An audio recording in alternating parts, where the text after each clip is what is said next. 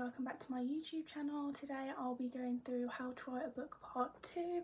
So if you haven't watched the other video yet, maybe start there first and then come to this so you can watch it in chronological order. So in my last video I kind of went over like good places to start. I'm not going to give you the detail now because I'm going to send you to the other video that I recorded. So I think it's only like 7 minutes long, so check that out first. So where we're going to start today, if you want to write a book, part 2, once you've got the idea of your book, the next thing you want to do is like look into realistic word counts. So for those of you who don't know, when you are writing a book, I know obviously we know books can be 300 pages or they can be 900 pages, but each genre has a set word count that you kind of have to hit or not hit in order for you to be more attractive when you are applying for agents. So as part of the like publishing process, which I'm not going to go into now, it will be in a later video, but like you have to get an agent before you can apply to a publishing house. So each genre has a specific set word count. Now I don't know them all off the top of my head, but for example, if you're writing a romance book, it's normally between 70,000 to 90,000 words, and 90,000 words for a pure romance book is a real stretch. The sweet spot is like 75,000 words. So if you write a book that's 95,000 words and it's a romance book, it's getting rejected straight away. So my next kind of tip would be to look into the genre you want to write and look at the word limit that you want to write to. So I think fantasy can be 90,000 words to like 110,000 words off the top of my head. Don't quote me because I might not be right on that, but yeah. So the next tip is look at the word count you need to reach, because as much as you can edit as you go along, and like once you've written the book you can edit down the words, I personally find it really hard to edit stuff down. It's hard to get rid of words that you've written, and I think when you're in it so much, like trying to take parts out can be a bit of a chore. So I think if you want to be successful when you are writing your book, knowing the word limit that you want to reach is a good place to start. So for my cowboy romance, I've kind of set the word count for about 75,000 words. So I've currently written about 32,000 or 33,000. So as you can see, I'm about halfway through.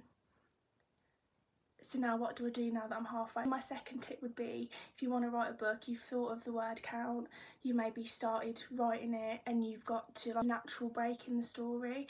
This is what I did with my previous book. I wrote half and then I went back and read the first half of my book. I think there's pros and cons to doing this. By the end of publishing my first book, I felt like I'd read the story too many times. Like I don't really like it as much anymore because it's like it feels repetitive to me, but it's just because I've read it that many times. But I do think there is a benefit to going back after a natural break and reading like the chunk of what you've written, because it will, one, kind of remind you where the story started, where you want to take it. It will also, I guess, help you kind of like remind yourself of the tone of voice, especially if you've had a bit of time off writing. It kind of gets you back into that flow. So my next tip would be to like get to a natural break in the story when you kind of like feel like you've written enough to know where it's going, and read back what you've written so far. So for my cowboy romance, I'm going to have a bit of a break now and read the first half of the book, because one, I've thought of ideas of where I want the story to go that I might not have fed into the earlier chapters, so I need to go back and put those hints into the earlier chapters, because obviously ideas come to you if you don't. I'm not a planner, so sometimes they just come to me. So that will be my next step, to read back through what I've written so far, check like, is the story going in the direction I kind of wanted it to go? Are there any like plot points I've thought of for the latter half of the book that I need to weave into the first few chapters, and just getting a general sense to see how cohesive it is. So obviously if you're writing it in different chunks, make sure that it's still cohesive. Plus then when I get to the end of the cowboy romance and I read back through the whole thing, it's with the hope that the first half is a little bit more polished. Sorry, there's a spider on my window.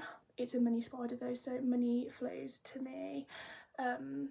Is a bit more polished, so I can read that a bit faster than the second half when I'm reading it through. And then so you've read the first half of your book or whatever the natural break is, and then I think it's good to just take a little time and have a little bit of a brainstorming session. So like, as I say, I'm not a planner, but I do have a few ideas that I want to happen within the last half of the book, and a scene will pop into my head and I'll like write it down on a notes page, or like just one sentence that I want someone to say will pop into my head and I'll write it down. I think having just like those natural thoughts come to you is good, but then putting a bit of time aside to like build out what the rest of the book will be, so you don't have to plan it chapter by chapter, because I definitely don't, but I like to have an essence of where I think the plot will go, because then when you come to sit down and write again, it makes it a little bit easier than feeling like you're like writing from scratch. But then I guess every writer's journey is different, and you've got to write in a way that honours like your writing style. So I do think then setting time aside just to go back over what you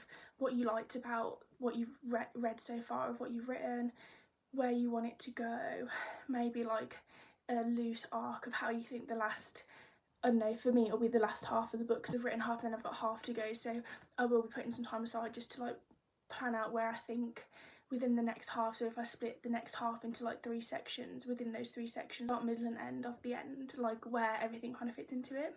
And then my last tip is just to don't put too much pressure on yourself. So I think I said it in my last video, and I'll probably say it in every video following this, like just don't rush. Like if you need a week off, if you sit down to write and nothing flows, like you've got to be in like the right mindset, on the right level to like write what's going to flow from you. So I tried to write today and so far it hasn't gone so well, so I've just reread a few of the chapters, and like I'm not going to feel guilty for saying I'm going to write and then haven't got there, because you don't want to rush it, you want it to be the best work you can do. So those are my tips for today. So learn the word count is one, read back through what you've already written once you hit like a decent milestone, take some time after that to kind of just map out roughly where you want the rest of your story to go. Be aware of the word limit, but don't let it necessarily restrict you, and then don't put too much pressure on yourself, because as I always harp on about on any of my channels, writing,